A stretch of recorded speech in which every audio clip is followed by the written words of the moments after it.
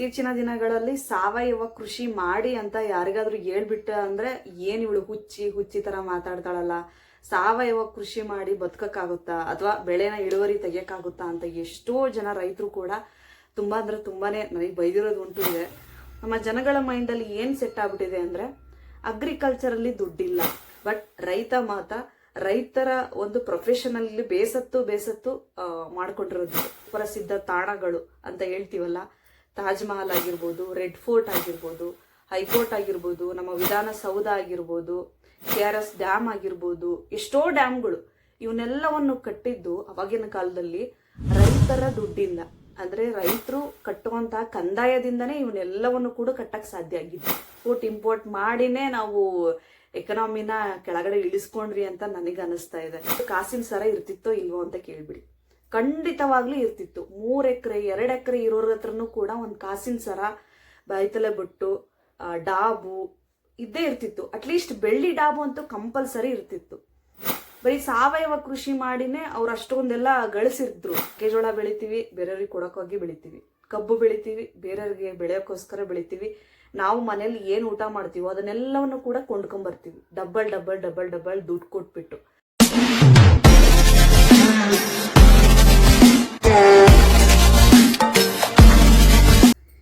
ಎಲ್ಲ ನನ್ನ ಸ್ನೇಹಿತರಿಗೂ ನಮಸ್ಕಾರ. ಎಲ್ರು ಹೇಗಿದ್ರಾ? ಎಲ್ರು ಚೆನ್ನಾಗಿದ್ರಾ ಅಂತ ಭಾವಿಸ್ತಾ, ಸ್ನೇಹಿತರೆ, ಇತ್ತೀಚಿನ ದಿನಗಳಲ್ಲಿ ಸಾವಯವ ಕೃಷಿ ಮಾಡಿ ಅಂತ ಯಾರಿಗಾದ್ರೂ ಹೇಳ್ಬಿಟ್ಟ ಅಂದ್ರೆ ಏನ್ ಇವಳು ಹುಚ್ಚಿ ತರ ಮಾತಾಡ್ತಾಳಲ್ಲ, ಸಾವಯವ ಕೃಷಿ ಮಾಡಿ ಬದುಕಕ್ಕಾಗುತ್ತಾ ಅಥವಾ ಬೆಳೆನ ಇಳುವರಿ ತೆಗಿಯಕ್ಕಾಗುತ್ತಾ ಅಂತ ಎಷ್ಟೋ ಜನ ರೈತರು ಕೂಡ ತುಂಬಾ ಅಂದ್ರೆ ತುಂಬಾನೇ ನನಗೆ ಬೈದಿರೋದು ಉಂಟು ಇದೆ.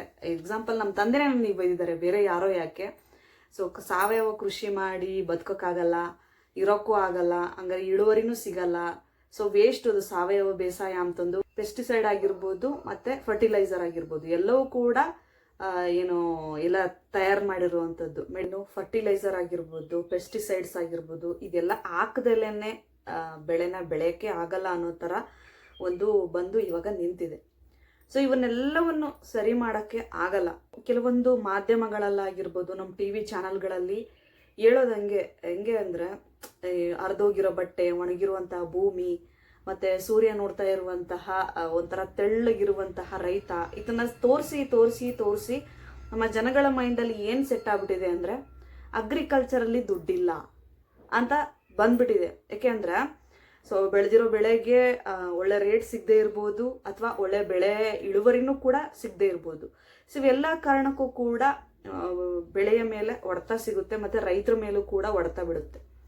ಸೊ ಇದೆಲ್ಲ ಆದಾಗ ರೈತರು ಏನು ಮಾಡ್ತಾರೆ, ನೊಂದು ಕೇವಲ ಇದೊಂದು ಪ್ರೊಫೆಷನಲ್ಲಿ ಮಾತ್ರ ರೈತ ಆತ್ಮಹತ್ಯೆ ಮಾಡ್ಕೊಳ್ಳೋದು. ಬೇರೆ ಯಾವುದೇ ಪ್ರೊಫೆಷನಲ್ಲೂ ಕೂಡ ಆ ಪ್ರೊಫೆಷನ್ ಸಲುವಾಗಿನೇ ಆತ್ಮಹತ್ಯೆ ಮಾಡ್ಕೊಂಡಿರೋದು ಯಾವುದೂ ಇಲ್ಲ. ಈ IT ಕಂಪ್ನಿ ಸಾಫ್ಟ್ವೇರ್ ಇಂಜಿನಿಯರ್ ಅಂತಂದು ಸಾಫ್ಟ್ವೇರ್ ಇಂಜಿನಿಯರ್ಗೋಸ್ಕರನೇ ಆತ್ಮಹತ್ಯೆ ಮಾಡ್ಕೊಳ್ಳಲ್ಲ ಅಲ್ವಾ. ಬಟ್ ರೈತರ ಒಂದು ಪ್ರೊಫೆಷನಲ್ಲಿ ಬೇಸತ್ತು ಮಾಡ್ಕೊಂಡಿರೋದಿದೆ. ಇದು ಬೇರೆ ಬಿಡಿ, IT ಪ್ರೊಫೆಷನ್ ಇವೆಲ್ಲ ಬೇರೆ ಕಿರುಕುಳದಿಂದ ಎಲ್ಲ ಆಗಿರ್ತವೆ, ಬಟ್ ಅದೇ ಒಂದು ಪ್ರೊಫೆಷನಲ್ಗೆ ಆಗಿದ್ದಾರೆ ಅಂತ ಹೇಳಕ್ಕಾಗಲ್ಲ. ಸೊ ಈ ರೀತಿಯಾಗಿ ಆಲ್ಮೋಸ್ಟ್ ರೈತ ಮಾತ್ರನೇ ಆತ್ಮಹತ್ಯೆ ಮಾಡ್ಕೊಳಕ್ಕಾಗೋದು ಪ್ರೊಫೆಷನಲ್ಗೋಸ್ಕರ. ಸೊ ಪ್ರತಿ ಸಲ ಫೇಲ್ಯೂರ್ ಕಂಡಾಗ ಕೆಲವೊಬ್ಬ ರೈತರು ಆತ್ಮಹತ್ಯೆ ಮಾಡ್ಕೊತಾರೆ, ಇನ್ ಕೆಲವು ರೈತರು ತಮ್ಮ ಮಕ್ಕಳನ್ನ ಸಿಟಿಗೆ ಕಳಿಸ್ತಾರೆ. ಸೊ ನೀನು ಆಟೋ ಆದ್ರೂ ಓಡಿಸು, ಬಸ್ ಆದ್ರೂ ಓಡಿಸು, ಓಲಾ ಊಬರ್ ಏನಾದ್ರೂ ಓಡಿಸು, ಸಿಟಿಗೆ ಹೋಗ್ಬಿಡಪ್ಪ, ನಿನಗೆ ರೈತರ ಜೀವನ ಬೇಡ ಅನ್ನೋ ತರ ಬೇಸತ್ತು ಮಾತಾಡ್ತಾ ಇರ್ತಾರೆ. ಸೊ ಈ ತರ ಒಂದು ತಲೆಯಲ್ಲಿ ತುಂಬಿ ಸೊ ಏನಾಗ್ಬಿಟ್ಟಿದೆ ಅಂದ್ರೆ ಫಾರ್ಮಿಂಗ್ ಅಂದ್ರೆ ಕೃಷಿಯಲ್ಲಿ ದುಡ್ಡಿಲ್ಲ ಅನ್ನೋದು ಬಂದ್ಬಿಟ್ಟಿದೆ. ಕೆಲವೊಬ್ರು ಮಾತ್ರ ಚೆನ್ನಾಗಿ ಮಾಡ್ಕೊಂಡು ಚೆನ್ನಾಗಿ ದುಡ್ಡು ಮಾಡ್ಕೊಂಡಿದ್ದಾರೆ, ಬಟ್ ಕೆಲವರು ತಲೆಯಲ್ಲಿ ಮಾತ್ರ ಅವ್ರಿಗೆ ಇಲ್ಲ, ದುಡ್ಡಿಲ್ಲ, ಕೃಷಿಯಲ್ಲಿ ದುಡ್ಡೇ ಇಲ್ಲ, ಬರೀ ಪೆಸ್ಟಿಸೈಡ್ ಸುರಿಯೋದಾಗುತ್ತೆ, ಬರೀ ಬೀಜ ಹಾಕೋಕ್ಕಾಗುತ್ತೆ. ಸೊ ಈ ತರ ಒಂದು ತಲೆ ಗೊಂದಲಕ್ಕೆ ಈಡಾಗಿ ರೈತರು ತುಂಬಾ ಇಕ್ಕಟ್ಟಿನ ಪರಿಸ್ಥಿತಿಲಿ ಸಿಗಾಕೊಂಡು ರೈತರು ಕೆಲಸನೇ ಬೇಡ ಅನ್ನೋ ಥರ ಮೈಂಡಲ್ಲಿ ಫಿಕ್ಸ್ ಆಗಿಬಿಟ್ಟಿದ್ದಾರೆ. ಸೊ ಈ ಥರ ನೋಡೋದಾದ್ರೆ ಅವಾಗಿನ ಕಾಲದಲ್ಲಿ ಇರುವಂಥ ಏನು ಸುಪ್ರಸಿದ್ಧ ತಾಣಗಳು ಅಂತ ಹೇಳ್ತೀವಲ್ಲ, ತಾಜ್ ಮಹಲ್ ಆಗಿರ್ಬೋದು, ರೆಡ್ ಫೋರ್ಟ್ ಆಗಿರ್ಬೋದು, ಹೈಕೋರ್ಟ್ ಆಗಿರ್ಬೋದು, ನಮ್ಮ ವಿಧಾನಸೌಧ ಆಗಿರ್ಬೋದು, KRS ಡ್ಯಾಮ್ ಆಗಿರ್ಬೋದು, ಎಷ್ಟೋ ಡ್ಯಾಮ್ಗಳು, ಇವನ್ನೆಲ್ಲವನ್ನು ಕಟ್ಟಿದ್ದು ಅವಾಗಿನ ಕಾಲದಲ್ಲಿ ರೈತರ ದುಡ್ಡಿಂದ. ಅಂದರೆ ರೈತರು ಕಟ್ಟುವಂತಹ ಕಂದಾಯದಿಂದನೇ ಇವನ್ನೆಲ್ಲವನ್ನು ಕೂಡ ಕಟ್ಟಕ್ಕೆ ಸಾಧ್ಯ ಆಗಿದ್ದು. ಅವಾಗಿನ ಕಾಲದಲ್ಲಿ ರೈತರು ಬೆಳೀತಾ ಇದ್ರು, ಅದರಲ್ಲಿ 33% ಕಂದಾಯನ ಕಟ್ತಾ ಇದ್ರು, ಪಾಳೆಗಾರರಿಗೆ ಅಥವಾ ಊರ್ ಗೌಡ್ರಿಗೆ ಕೊಡೋರು. ಸೊ ಅವರು ತಮ್ಮ ರಾಜ ಯಾರಿರ್ತಾನ ರಾಜಕ್ಕೆ ತಗೊಂಡೋಗಿ ಕೊಡೋರು. ರಾಜರು ತಮ್ಮ ಸೈನಿಕರಿಗೆ ಮತ್ತೆ ಮನೆಗೆ ಎಷ್ಟು ಬೇಕೋ ಅಷ್ಟು ಇಟ್ಕೊಂಡ್ಬಿಟ್ಟು ಬೇರೆ ದೇಶಗಳಿಗೆ ಕಳಿಸ್ತಾ ಇದ್ರು. ಅರ್ಥ ಆಯ್ತಾ? ಸೊ ಬೇರೆ ದೇಶಗಳಿಗೆ ಕಳಿಸಿದ ಮೇಲೆನೆ ಕೂಡ ಗೊತ್ತಾಗಿದ್ದು, ಅರಬ್ ದೇಶಗಳಿಗೆಲ್ಲ ಕಳಿಸಿದ ಮೇಲೆ ಅಲ್ಲಿ ನಾವೇನೇನು ಕಳಿಸ್ತಾ ಇದ್ವಲ್ಲ, ಸ್ಪೈಸಿಸ್ ಅಂದ್ರೆ ಸಾಂಬಾರ್ ಪದಾರ್ಥಗಳನ್ನೆಲ್ಲ ಕಳಿಸ್ತಾ ಇದ್ವಲ್ಲ, ಸೊ ಅವ್ರಿಗೂ ಕೂಡ ಬೆಲೆ ಗೊತ್ತಾಯ್ತು ಭಾರತದಲ್ಲಿ ಎಂತ ಶ್ರೀಮಂತ ರಾಷ್ಟ್ರ ಅಂತ ಬೇರೆ ದೇಶಗಳಿಗೆ ಗೊತ್ತಾಯ್ತು. ಸೊ ಅಲ್ಲಿಂದ ಒಬ್ಬೊಬ್ರೆ ಬರಕ್ ಸ್ಟಾರ್ಟ್ ಆದ್ರು. ಫ್ರೆಂಚರು ಬಂದ್ರು, ಬ್ರಿಟಿಷರು ಬಂದ್ರು, ಈ ತರ ಬರ್ತಾ ಹೋದ್ರು, ಬಂದು ಕೊಳ್ಳೆ ಹೊಡ್ಕೊಂಡು ಹೋದ್ರು. ಸೊ ನಾವು ಕಳಿಸ್ತಿದ್ದಂತಹ ಸಾಂಬಾರ್ ಪದಾರ್ಥಗಳನ್ನ ಗಮನಿಸಿದಂತಹ ಅರಬ್ ದೇಶದವರು ಒಬ್ಬೊಬ್ಬರಾಗಿ ಬಂದ್ರು. ಫ್ರೆಂಚರು ಬಂದ್ರು, ಬ್ರಿಟಿಷರು ಬಂದ್ರು, ಫ್ರಾನ್ಸ್ ಅವ್ರು ಬಂದ್ರು. ಏನಕ್ಕೆ ಬಂದ್ರು ಅಲ್ವಾ? ಬಡ ದೇಶ ಅಂತ ಬಡ್ಕೊಂತಾರೆ ನಮ್ಮ ಜನ. ನಮ್ಮ ದೇಶ ಬಡತನ ಇದ್ದಿದ್ರೆ ಅವ್ರು ಯಾಕೆ ನಮ್ಮ ದೇಶಕ್ಕೆ ಬರ್ತಿದ್ರು? ಬಡತನ ದೇಶ ನಾವ್ಯಾಕೆ ಹೋಗ್ಬೇಕು ಅಂತ. ಸೊ ಅಷ್ಟು ಶ್ರೀಮಂತವಾಗಿತ್ತು ಆಗಿನ ಕಾಲದಲ್ಲಿ. ನಮ್ಮ ರೈತರು ಅಷ್ಟು ಚೆನ್ನಾಗಿ ಬೆಳೀತಾ ಇದ್ರು. ಯಾವುದೇ ಕೆಮಿಕಲ್ ಯೂಸೇಜ್ ಮಾಡದೆ, ಯಾವುದೇ ಪೆಸ್ಟಿಸೈಡ್ ಯೂಸ್ ಮಾಡದೆ, ಕೇವಲ ಆರ್ಗ್ಯಾನಿಕ್ ಅಂದ್ರೆ ಸಾವಯವ ಕೃಷಿ ಮಾಡಿಬಿಟ್ಟು ನಮ್ಮ ಒಂದು ಕೃಷಿನ ಬೆಳೀತಾ ಇದ್ರು. ಅಷ್ಟೇ ಗಟ್ಟಿಮುಟ್ಟಾಗಿದ್ರು ಕೂಡ.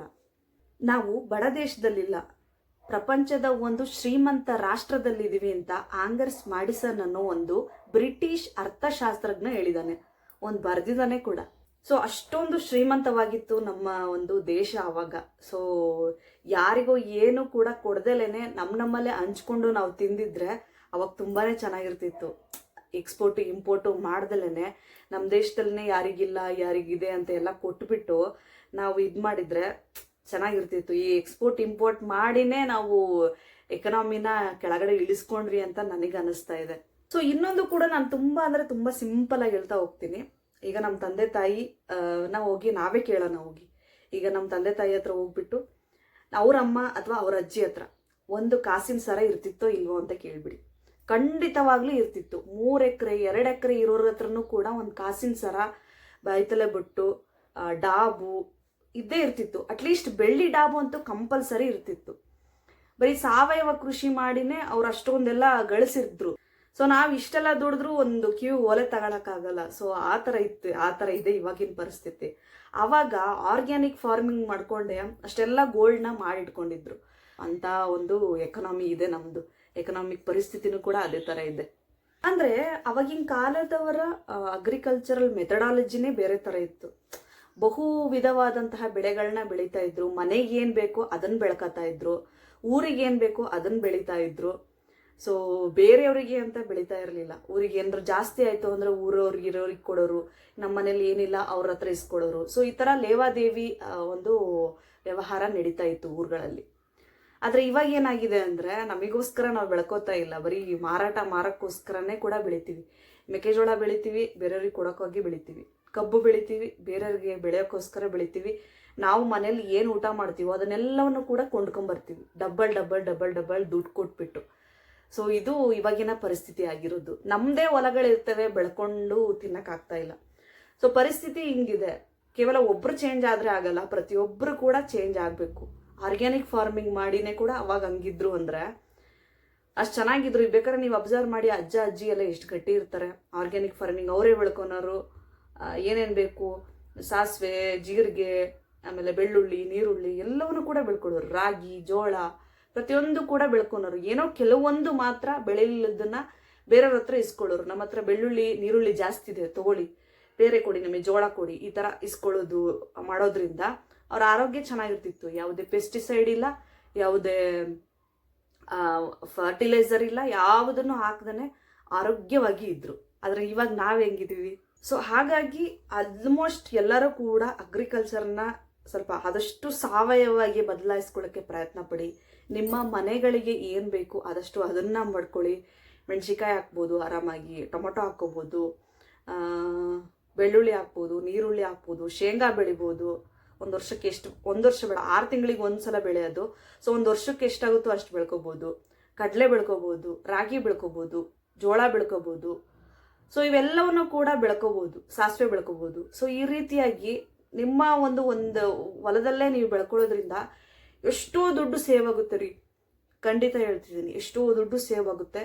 ಸೊ ಜಾಸ್ತಿ ಹೊರಗೆ ಕೊಟ್ಟು ತಗೊಳ್ಳೋದನ್ನ ಬೇಕಾದ್ರೆ ಅದಕ್ಕೆ ಅಂತಾನೆ ಒಂದು ಎಕರೆ ಸಪರೇಟ್ ಇಟ್ಕೊಂಡ್ಬಿಡಿ. ನಿಮ್ಮ ಹೊಲಕ್ಕೆ ಏನು ಬೇಕೋ ಅದನ್ನ ಬೆಳ್ಕೊಂಡು ನೀವೇ ಬೆಳೆದನ್ನ ನೀವು ತಿನ್ನೋದ್ರಲ್ಲಿ ಎಷ್ಟು ಸುಖ ಇರುತ್ತೆ ಅಂತ ನೋಡ್ಕೊಂಡಿರಿ. ಸೊ ಆದಷ್ಟು ಸಾವಯವವಾಗಿ ಕೃಷಿ ಮಾಡಿ ಅಂತ ಹೇಳ್ತಾ ಈ ವಿಡಿಯೋ ಒಂದು ಉಪಯೋಗ ಆಗಿದೆ ಅನ್ಕೋತೀನಿ. ಇಷ್ಟ ಆಗಿದ್ರೆ ಲೈಕ್ ಮಾಡಿ, ಶೇರ್ ಮಾಡಿ, ಕಮೆಂಟ್ ಮಾಡಿ. ಮುಂದೆ ಒಂದು ಒಳ್ಳೆ ವಿಡಿಯೋ ಜೊತೆ ಸಿಗ್ತೀನಿ ಸ್ನೇಹಿತರೆ. ಅಲ್ಲಿವರೆಗೂ ಟೇಕ್ ಕೇರ್, ಬಾಯ್, ನಮಸ್ಕಾರ.